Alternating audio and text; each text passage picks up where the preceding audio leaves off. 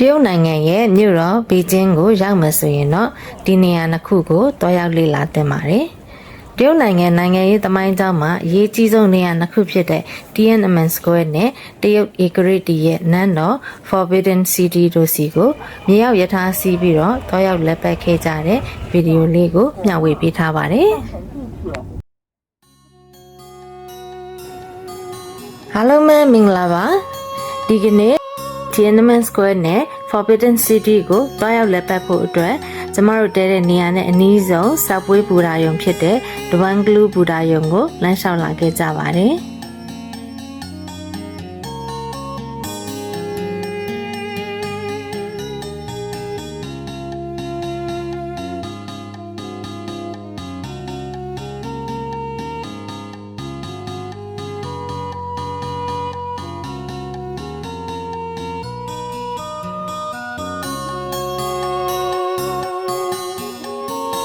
Dwanglu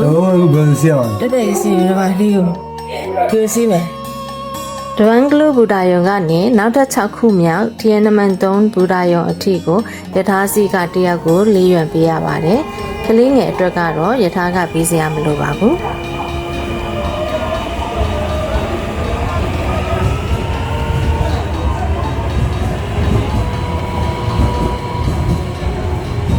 အခုကဒီမှာ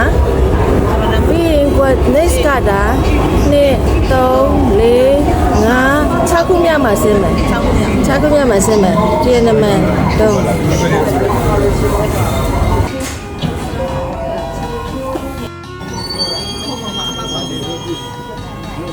มาแล้วဒီနေနဲ့ဝါယထာကျက်တဲ့အချိန်မှလို့ထင်ပါတယ်ယထာပေါ်မှာလူတော်တော်လေးပြည့်နေတာကိုတွေ့ရပါတယ်站国贸换乘地铁10号线的乘客，请准备下车。This train is bound for 古城。The next station is 国贸。Change here for line 10. ယထာသွားရလမ်းကြောင်းကိုဒီပေးဘက်က LED screen တွေမှာပြပေးထားပြီးတော့တရုတ်ဘာသာနဲ့အင်္ဂလိပ်ဘာသာနှစ်မျိုးစလုံးနဲ့ speaker ကနေပြီးတော့လည်းကြေညာပေးပါတယ်ခုဆိုရင်ယထာကယုံငန်းလိဘူတာယုံမှာရပ်နာပြီးတော့ဆက်လက်ထွက်ခွာလာပါပြီ။နောက်ရမယ့်ဘူတာယုံကရင်ကောင်းမန်းဘူတာယုံမှာယထာရဲ့ရင်တကားတွေကယထာရဲ့ဒီဘက်အချမ်းကနေဖွင့်မှာဖြစ်ကြောင်းပြသနေတဲ့အတွက်ဆင်းမယ်ဆိုရင်ဒီဘက်အချမ်းကနေပြီးတော့ဆင်းရမှာပါ။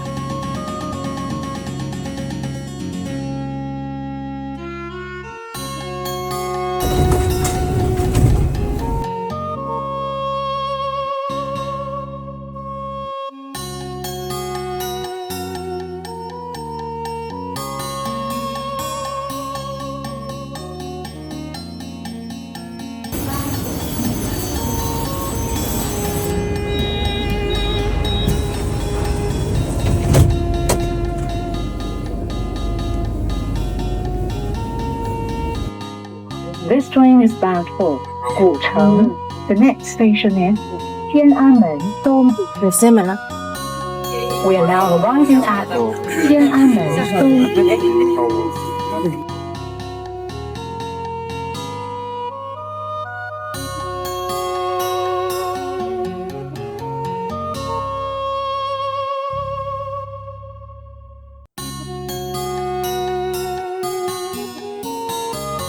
ဘူရာယုံကနေထွက်တဲ့အခါကိုသွားရမယ့်နေရာနဲ့အနီးဆုံးကိုရောက်အောင်ဒီလမ်းညွှန်ဆိုင်ဘက်ကိုကြည့်ပြီးမှထွက်ပါ The Palace Museum နဲ့ Tiananmen Gate Tower တို့ကိုသွားကြည့်ရင် exit B ကနေပြီးတော့ထွက်ပါ National Museum ဆိုရင်တော့ exit C ကနေထွက်ရမှာဖြစ်ပြီးတော့ Tiananmen Square ဆိုရင်တော့ exit D ကနေထွက်ရမှာပါ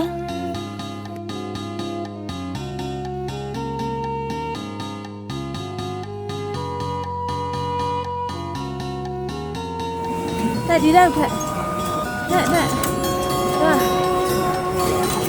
တက်ရှေ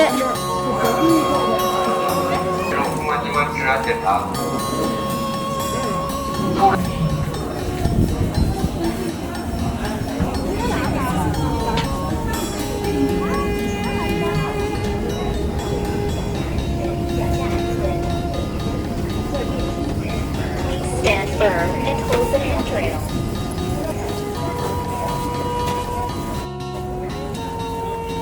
有点迷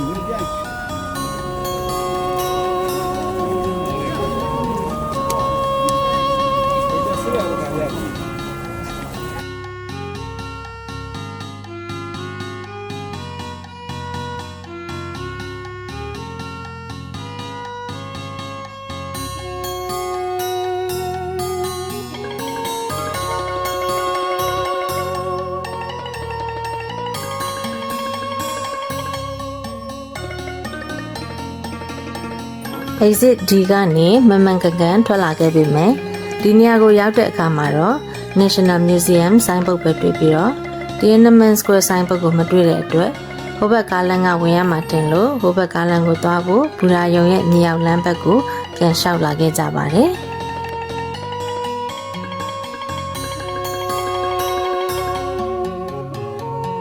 ဒီနေရာမှာကားလက်မကြီးကိုဖြတ်ကူးရမယ့်လမ်းတွေကမြေရောက်ထဲမှာပါဘူရာယုံထဲမှာရှိပါတယ်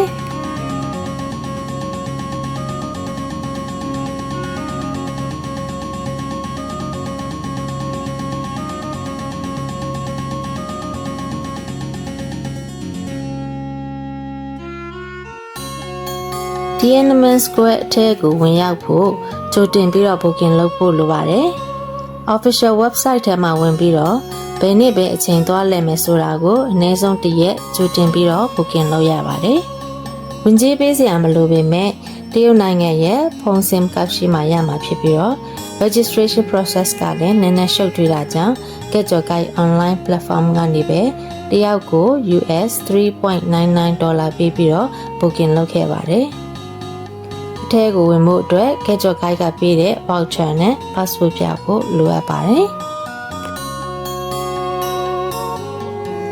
ဒီဂိတ်ကနေဖြတ်ပြီးတော့မိချစ်နဲ့အခြားချွန်ထက်တဲ့လက်နက်နဲ့ဆင်တူတဲ့ပစ္စည်းတွေကိုယူဆောင်ခွင့်မရှိပါဘူး။အားလုံးကိုလွှင့်ပစ်ခဲ့ဖို့ပုံနေပေးထားပါတယ်။မိချစ်မယူရဘူး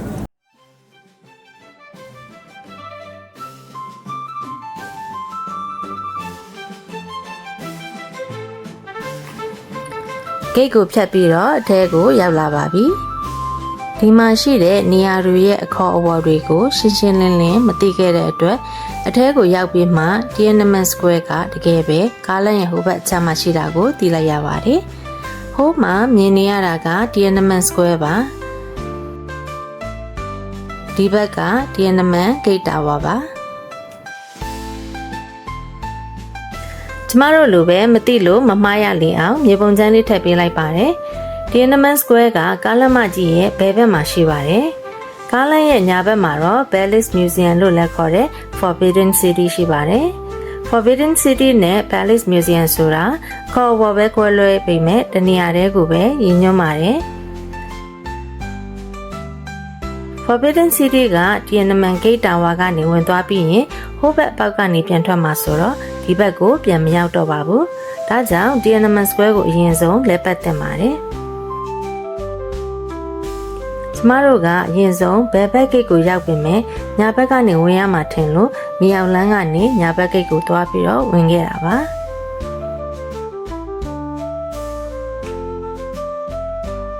အခု Tiananmen Square ဘက်ကိုပြန်သွားဖို့မြေအောင်လန်းထဲကိုပြန်ဝင်လာခဲ့ကြပါတယ်။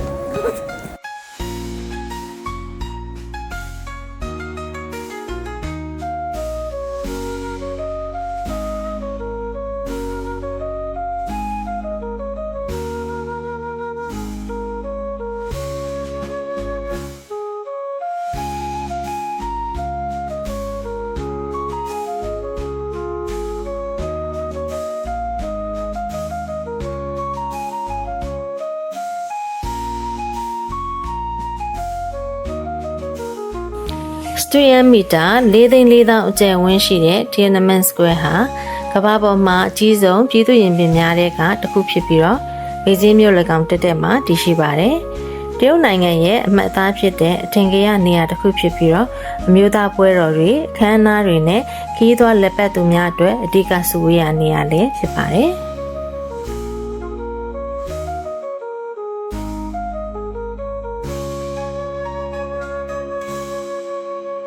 15ရာစုနှစ်ကတည်းကစတင်တည်ဆောက်ခဲ့ပြီးတော့တရုတ်နိုင်ငံရဲ့သမိုင်းကြောင်းတစ်လျှောက်မှာရေးကြီးတဲ့အခန်းကဏ္ဍကနေပြီးတော့ပါဝင်ခဲ့ပါတယ်။ Forbidden City တဲ့ကိုဝင်တဲ့ Tiananmen Gate ရဲ့ရှေ့မှာရှိလို့ Tiananmen Square လို့ခေါ်တာပါ။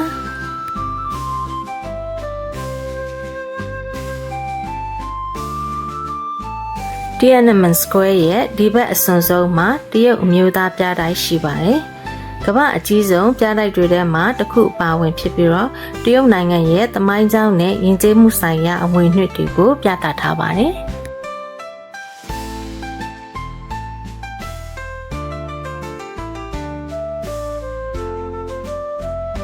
ဟိုဘက်အဆုံးမှာလမ်းမြင်နေရတဲ့အဆောက်အဦကတော့တရုတ်ကွန်မြူနစ်ခေါင်းဆောင်ဥက္ကဋ္ဌကြီးမော်ဇေတုံးရဲ့ကူပိတ်မှန်ပါမော်ဇေတုံးရဲ့ရုပ်အလောင်းလဲလျောက်ရနေရာကိုဂါရဝပြုဖို့နေ့စဉ်ထောင်နဲ့ချီသောဧည့်သည်တွေလာရောက်တန်းစီဆောင်ဆိုင်ကြတဲ့နေရာပဲဖြစ်ပါတယ်။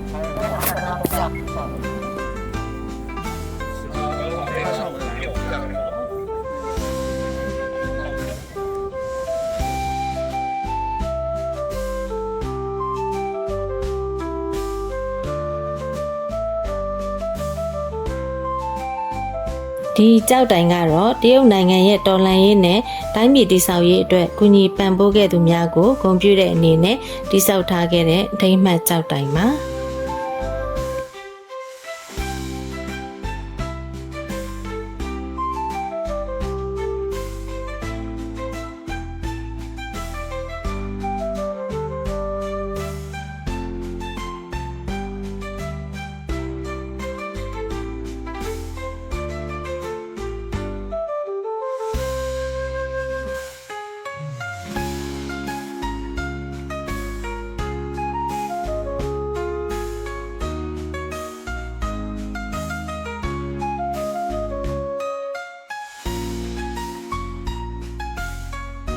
ဒီဘက်အစွန်းဆုံးမှာတော့နိုင်ငံတော်အစည်းအဝေးတွေ Congress အစည်းအဝေးတွေနဲ့တန်တမန်ရေးရာပွဲတွေကိုကျင်းပရနေရဖြစ်တဲ့ပြည်သူ့ခန်းမှာတည်ရှိပါတယ်။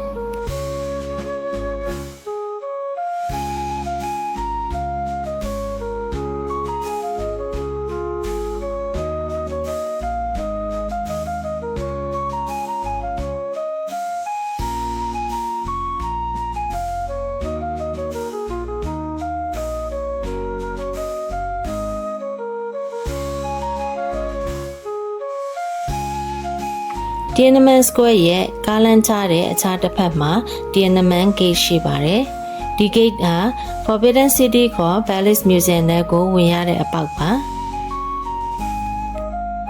Tiananmen Square မှာနေ့စဉ်နေ့တိုင်းမနက်နေထွက်တဲ့အချိန်မှာအလံတင်ပွဲအခမ်းအနားကိုပြုလုပ်ပြီးတော့ညနေနေဝင်ချိန်မှာတော့အလံချပွဲအခမ်းအနားကိုပြုလုပ်ကြပါတယ်။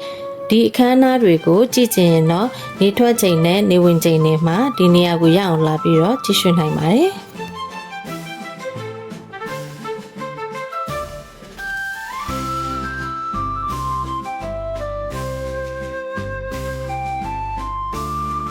Tiananmen Square မှာလက်ပတ်ကြည့်ရှုလို့ပြီးပြီဆိုတော့အခု Forbidden City ကိုသွားဖို့မြေရောက်လမ်းစီကိုပြန်လာခဲ့ကြပါတယ်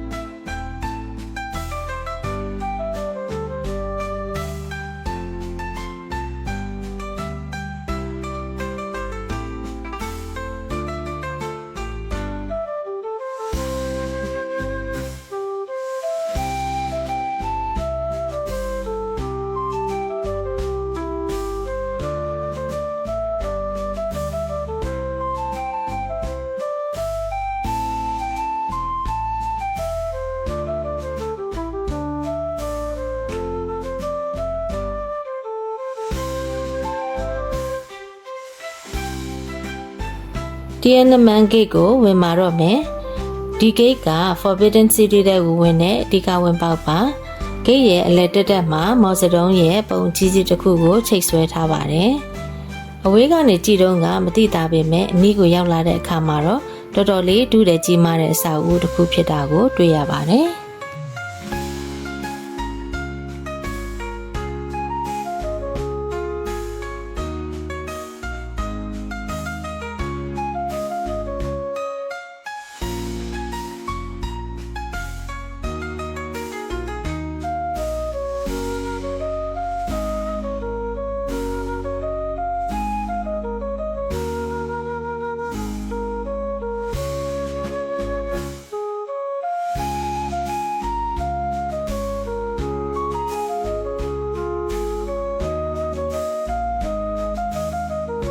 ဂိတ်ကိုဖြတ်ပြီးချင်းမှာပဲနေ့လယ်စာစားတဲ့အချိန်လည်းရောက်နေပြီ။ဘိုက်လဲစားနေကြပြီဆိုတော့စားတောက်စရာရောက်တဲ့နေရာကိုအရင်ဆုံးသွားကြတော့တာပါပဲ။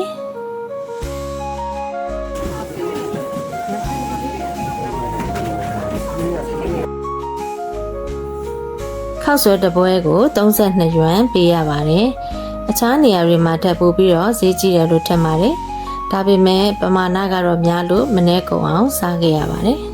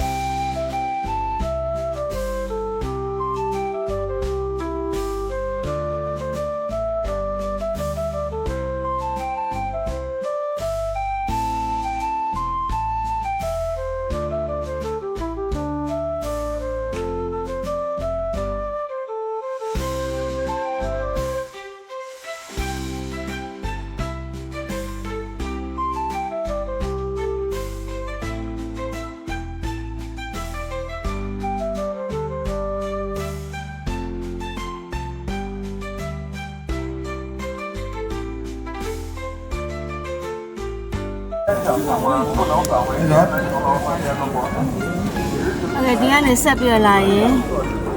Mirindin Gate ဆိုတာရှိရင်အဲ့ကိုအရင်သွားမယ်ပြီးရင်ကြားထဲမှာဟိုဘက်ထဲမှာအများကြီးဆက်ပြသွားရအောင်တောက်လျှောက်ပဲစမနီရမဟိုဘက်ထဲ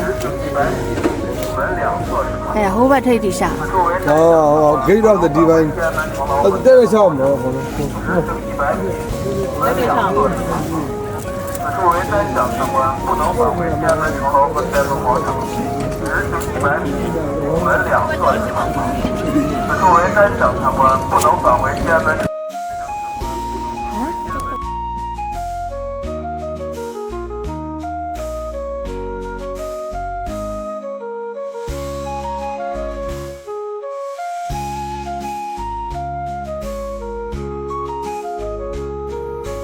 ဂိတ်နှစ်ခုကိုဖြတ်ပြီးမှ Forbidden City တဲ့ဝင်တဲ့လက်မှတ်ဂိတ်ဖြစ်တဲ့ Meridian Gate ကိုရောက်ပါတယ်။ဒီ Meridian Gate ကိုမဖြတ်ခင်အထိ Tiananmen Square အတွက် booking လုပ်ထားတဲ့ pass နဲ့ဝင်လို့ရပါတယ်။ဒီ gate ကိုဖြတ်ပြီးတော့ Forbidden City တဲ့ဝင်ဖို့အတွက်ကိုတော့တယောက်ကိုယွမ်40နဲ့လက်မှတ်သက်သက်ထပ်ဝေရပါတယ်။ WeChat ရဲ့ mini program တွေကနေပြီးတော့ official website ကနေတိုက်ရိုက်ဝေလို့ရပါတယ်။ဒါမှမဟုတ်ရင်အခြားသတ်ပတ်တီ online platform တွေကနေပြီးတော့လည်းဝယ်ယူလို့ရပါတယ်။ လက်မှတ်ဝယ်ဖို့ link လေးတွေကိုအောက်က description ထဲမှာထည့်ပေးထားပါတယ်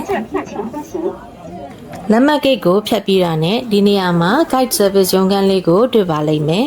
Forbidden City ကိုဝင်ရောက်လက်ပတ်ဖို့အတွက်ကိုဧည့်လမ်းညွှန်လိုအပ်တယ်ဆိုရင်တော့ဒီနေရာမှာငှားရမ်းလို့ရပါတယ်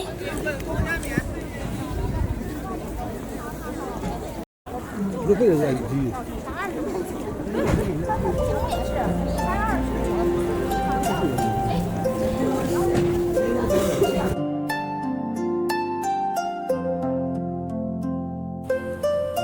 Meridian Gate ကနေထွက်လိုက်တာနဲ့ Forbidden City ရဲ့အပြင်ဆောင်တွေရှိတဲ့နေရာကိုစပြီးတော့ရောက်ပါတယ်။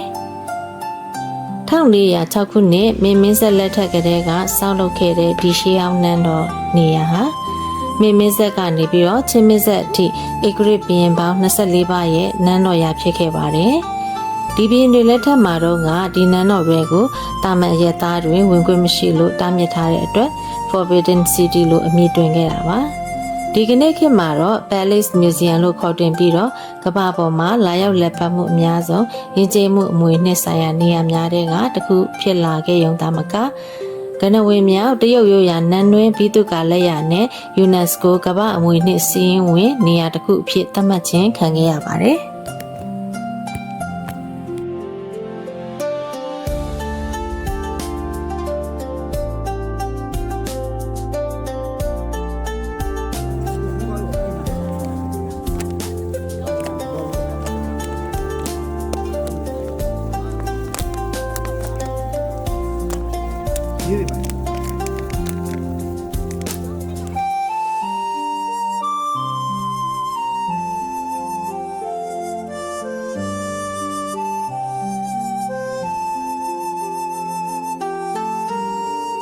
ဒီနေ့ရဲ့အပူချိန်က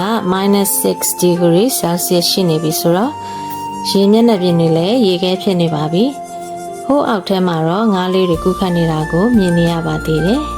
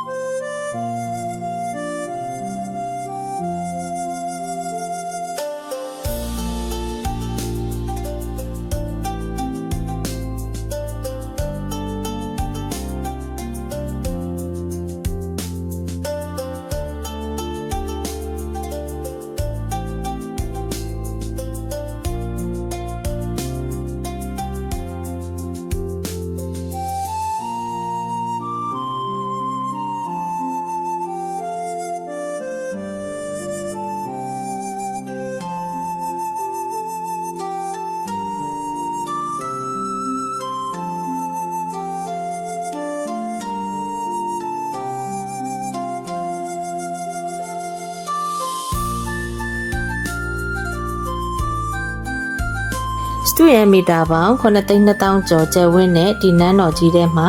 နန်းဆောင်ပေါင်း80ကျော်အခန်းပေါင်း8,000ကျော်ရှိတဲ့အထက်ကဒီနန်းဆောင်ကအရွယ်အစားအကြီးဆုံးနန်းဆောင်ဖြစ်တယ်လို့အရေးအကြီးဆုံးနန်းဆောင်လည်းဖြစ်ပါတယ်။နန်းတက်ပွဲတွေနဲ့တော်ဝင်ပွဲတွေလိုမျိုးဒီကကြတဲ့အခမ်းအနားတွေကိုဒီနန်းဆောင်ထဲမှာကျင်းပကြပါတယ်။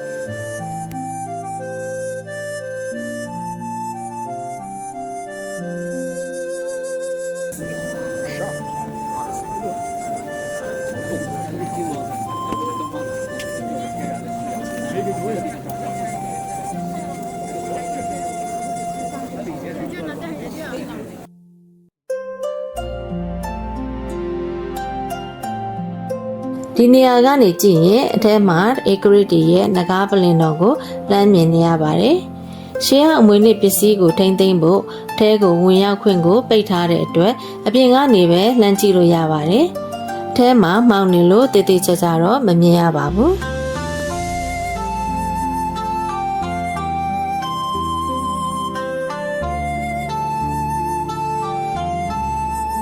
ဒီ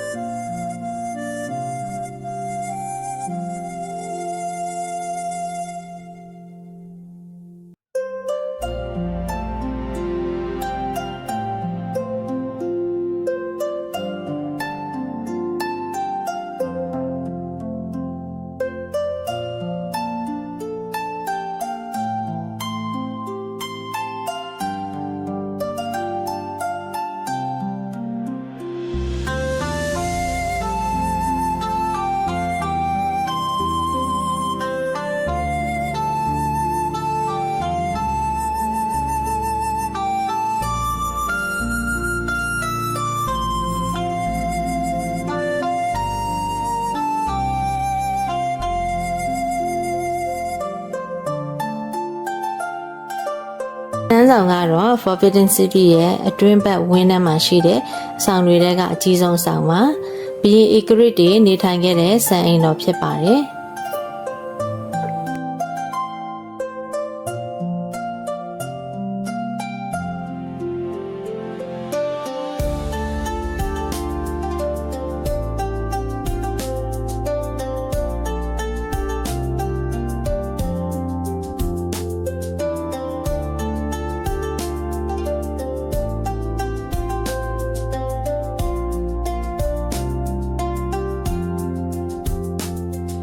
ဒီဆောင်ထဲမှာတော့ချင်းမင်းဆက်က Ygritte တွေအသုံးပြုခဲ့တဲ့တစိမ့်တော်တွေ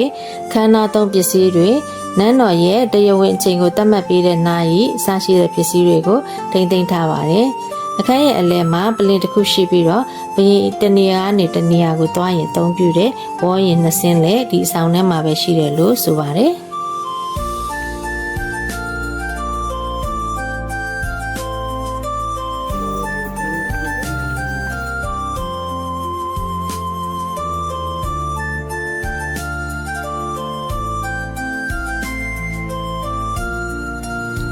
ဒီနန်းဆောင်ကဘုရင်မိဖုရားတွေရဲ့နေအိမ်မှာဘုရင်တွေရဲ့လက်ထက်မင်္ဂလာအခမ်းအနားတွေကိုလည်းဒီနန်းဆောင်ထဲမှာပဲကျင်းပကြပါတယ်။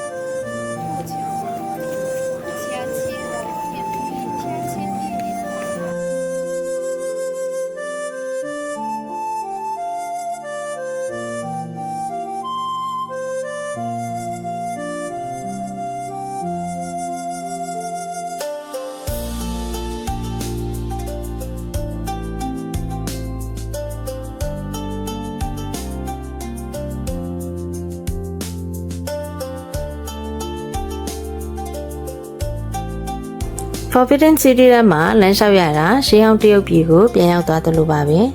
။လာရောက်လက်ပတ်သူတော်တော်များများကလည်းရှေးဟောင်းနန်းတွင်းအဝတ်အစားတွေကိုငှားဝတ်လာကြတဲ့အတွက်ရှေးဟောင်းနန်းတွင်းတွေကိုရောက်နေတယ်လို့မျိုးပို့ပြီးတော့ခန်းစားရစေပါတယ်။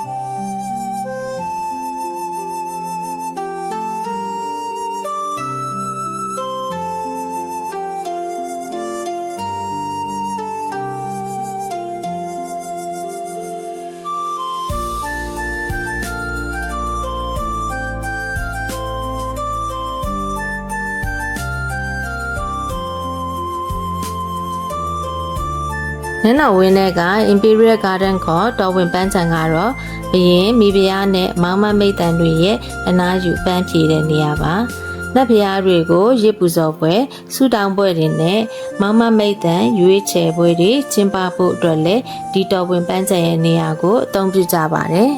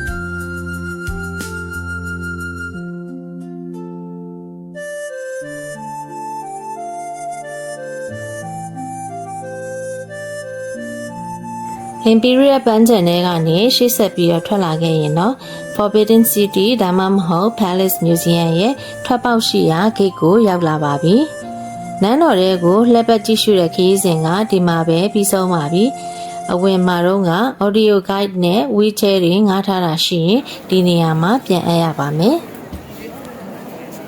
ဒီနေ့လည်းပတ်ခဲ့ကြတဲ့ Tiananmen Square နဲ့ Forbidden City နှစ်ခုစလုံးကနေရာအကျယ်ကြီးတွေဆိုတော့ဒီနေရာနှစ်ခုကိုလက်ပတ်ဖို့အတွက်တစ်နေ့လုံးအချိန်ပေးဖို့လိုအပ်ပါလိမ့်မယ်။ဝင်ခွင့်လက်မှတ်နဲ့ booking လုပ်နိုင်မဲ့ link လေးတွေကို description ထဲမှာထည့်ပေးထားပါတယ်။တို့ရဲ့ channel လေးကို subscribe မလုပ်ရသေးရင်တော့ subscribe လုပ်ပေးသွားကြပါဦး။အခြားစိတ်ဝင်စားစရာဗီဒီယိုလေးတွေလည်းရှိတာမို့ဝင်ရောက်ကြည့်ရှုကြဖို့ဖိတ်ခေါ်လိုက်ပါတယ်။အားပေးကြည့်ရှုကြတဲ့အတွက်ကျေးဇူးအထူးတင်ရှိပါတယ်။